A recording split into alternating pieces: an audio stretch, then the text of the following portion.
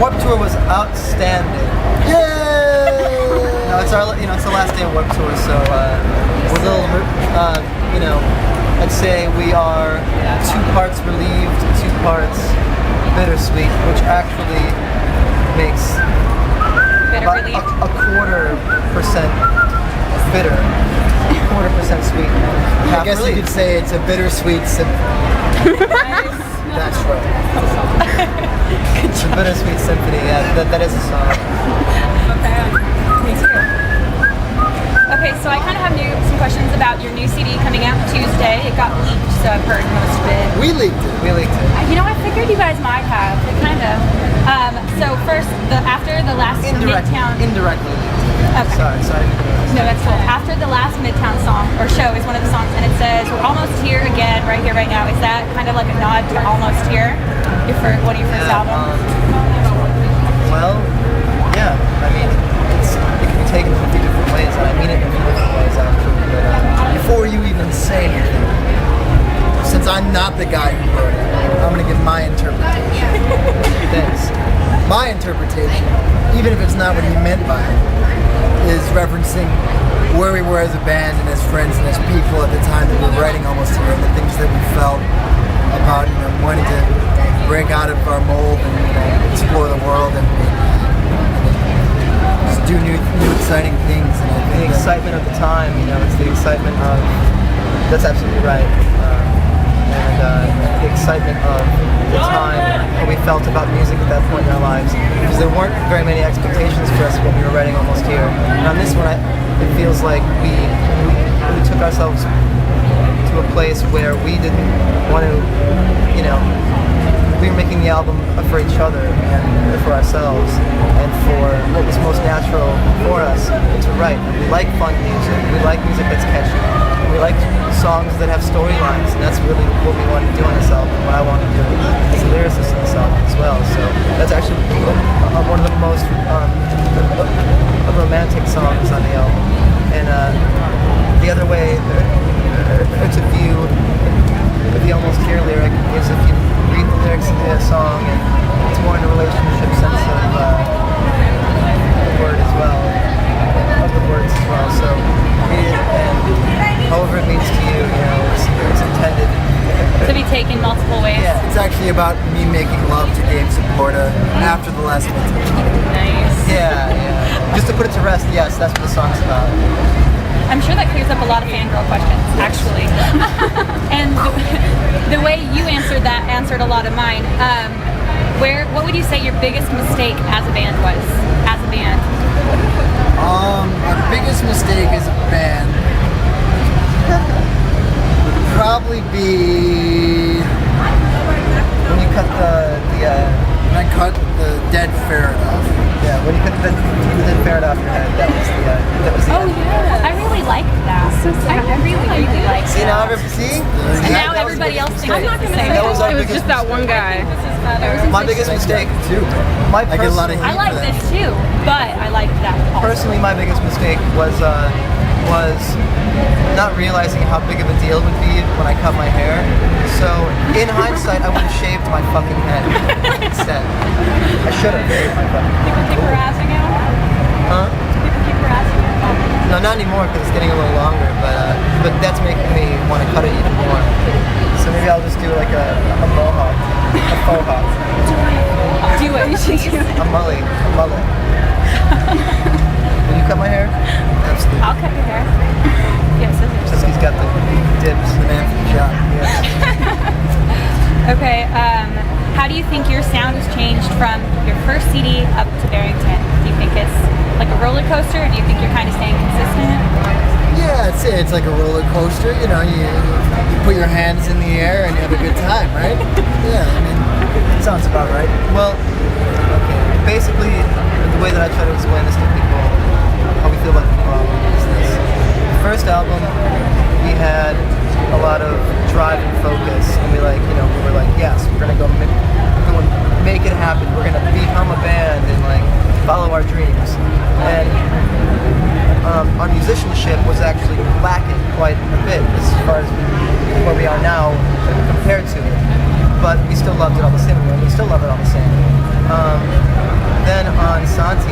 There was a lot. I mean, there was a lot of pressure to make that album and to do something. And while we were still trying to evolve as artists and progress as artists and as songwriters, we were also dealing with a lot of things on a personal level in the band. While we were recording the album, I was having a lot of trouble on all of my own shit. You know, like I basically had like an identity crisis. But the musicianship was better than ever on the album. You know, and it was a snapshot of where we were at that point, which we love that album and we'll always love that album exactly for what it is and for what it was at that time. And on this album, it seems like we have the drive and we have the hope and the excitement again, mixed with musicianship coming together to make like the most beautiful album that we could have made.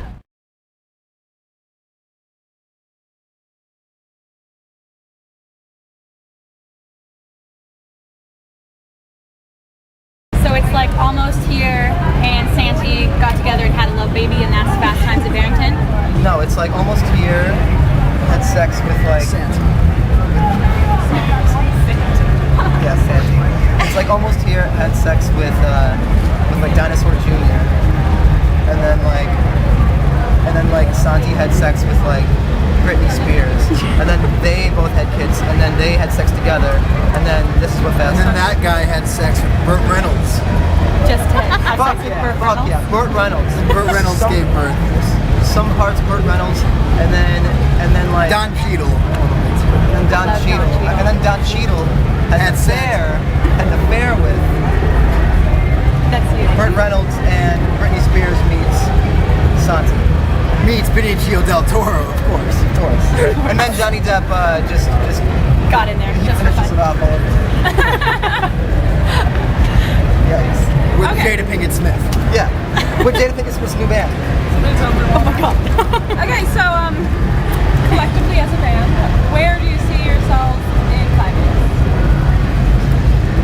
I'll You'll be be 25. 25? Me too. He's 20. Really? I'll be 25, which is how old the Butcher is now. And hopefully we'll still be in this band. That'd be fun. I would like that. But I'm not going. I will still be in this band, because even if these guys quit on me, you can still see me on tour playing Attention. You'll be with me anyway, dude. Like, you know. I'll be playing Attention I'll until still the be day I writing die. songs. You know, I'll be writing songs. That's what I love doing, is writing songs. So and we're having a blast now. You know, but that's a pretty fucked up question. Should I ask you what you're doing in 5 years? I didn't ask the For the question. record, you can look forward to my movie debut in 5 years. And I will be releasing some penis pics on the internet from now. We have to now ask until you. You 5 opened that years. can of worms. I'll do it. There was an article a while back that said you were making a penis mold so that people could have sex with you without having sex with you. Where to go? And it never happened. It was just a joke the whole time. I was just joking. But people take it serious. People are disappointed. I gotta tell you, people are Sorry. disappointed. Well, you know, Anyway, you have to settle for the two-dimensional dick pics So, 5 years. in 5 years from now. and your movie debut. So, TITV, Yeah. that's a super idea. Your fans love it. They always talk about it. What made you decide to do something like that? We've been doing it for a long time, actually. Adam and I have been making movies like ever since before we knew each other. We were like always in love with movies, and we actually made our own movies. I had a horror movie called Quaz, featuring one of my friends in the neighborhood who wore a Quasimodo mask, and I wrote like the whole script out of like what was going to happen, how people were going to die. And you had one called what? Millennium. Millennium. Spelled wrong. But how do you spell it now? all I know is that when I played with my family, they were like, you spelled it wrong. It's on purpose. It was a It's protest. more meaningful. It was done in 1998 or 99, approaching the millennium, and in the movie it's my brother Jason and myself and our good friend Harrison Hickok, and we travel time. I played the drunk roommate Pukes, and to make Puke I ate Triscuit crackers, drank a little water, mixed them up, And just spit it I out. played drunk. I think we're actually gonna try to put Quaz and We Millennium. should do it on TITV Put 'em up as on archives. It'd be so insane. My voice is like, hey, how's it going, guys? It's crazy, like middle school shit. I have a scar on my knee here From that I got during the filming of Millennium, and you can actually see in the movie when it happens. Oh, okay. That won't show that. Awesome. So, you know, like I said, we're sort of nerds for like making our own, you know, shorts and making our own like movies or whatever. But it's also, you know, it's also a way that we can show, you know, a deeper side of who we are as our personalities are concerned and our character, because we're all very, very different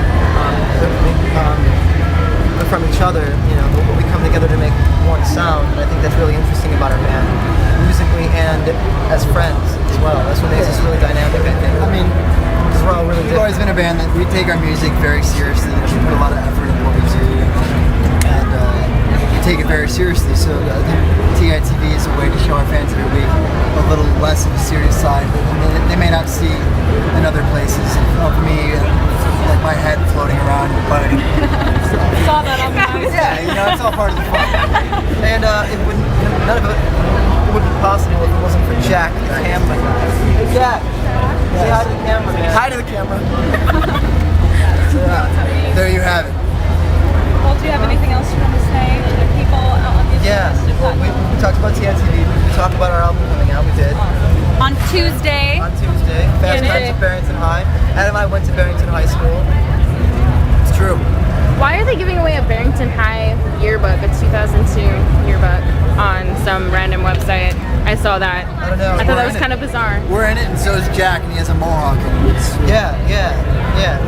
My senior quote was, quote, "Is it just me, or has the Catholic Church gotten a whole lot sexier?" End quote.